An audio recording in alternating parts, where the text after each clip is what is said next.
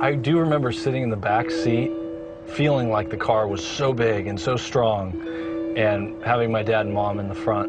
And I remember with my brother having to hold on tight when my dad would go around corners. My dad bought a 1965 Chevy Impala SS Super Sport with everything he had. I think he cherished the car, not just because he was the first owner and he drove it off the lot, but it was more than a car to him. It really was his baby. He had the car for 20 years, until the mid-'80s. My parents had to sell the car because times were tough and they had to make ends meet. It was not easy for my dad to let the car go. A few years ago, it just kind of dawned on me that if I could somehow, miraculously, find the car, that it would be worth the search. Does the car still even exist? Is it in the junkyard somewhere? But when I put in the VIN number and paid for the online search, it actually told me what address it had been registered in a different state.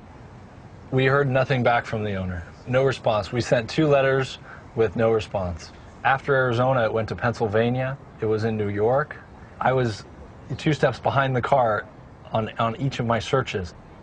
The possibility of finding the car was renewed when the owner in Maine got back to us. But then he said, "You just missed the car." A group of Canadians came down, loaded it on a flatbed, and drove it to Canada. At that moment, I figured the car was gone forever.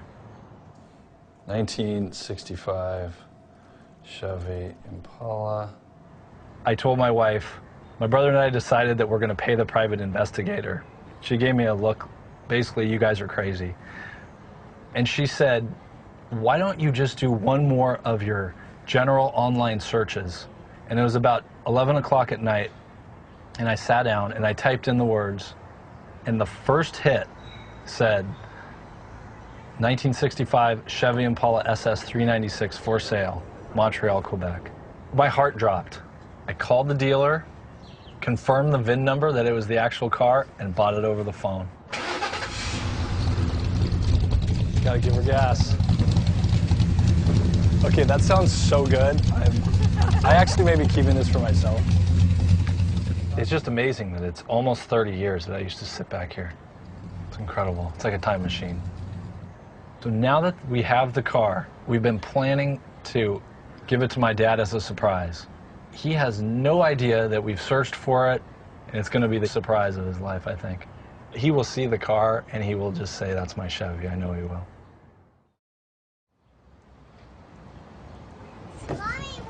I'm watching. Go ahead. All right, good job. Whoa. All right, Kate, can you do that? That one? Yeah. Let me Really low. catch you. Come really low. Okay, I got you. Oh no! What the hell? Dear God. That's my old Chevy. We got it, Pop. You're kidding me. Really? Yeah. Here, come on. Really? No. Yeah. I think he got that. God, I'm gonna have a heart attack. Where'd you get it? We found it. We found it. I can't talk. I know. It's okay. It took 5 years. Really? Dear me. It's all good, Dad. We found it. Wow. Oh, I'm just stunned. Look at the back of the light. I just don't even know what to say. And it's the same. Yeah, It's the same. automatic. Oh, they changed the mufflers. Wow. Gotta give it a little gas. Wow, gee, I can't even believe this is for real.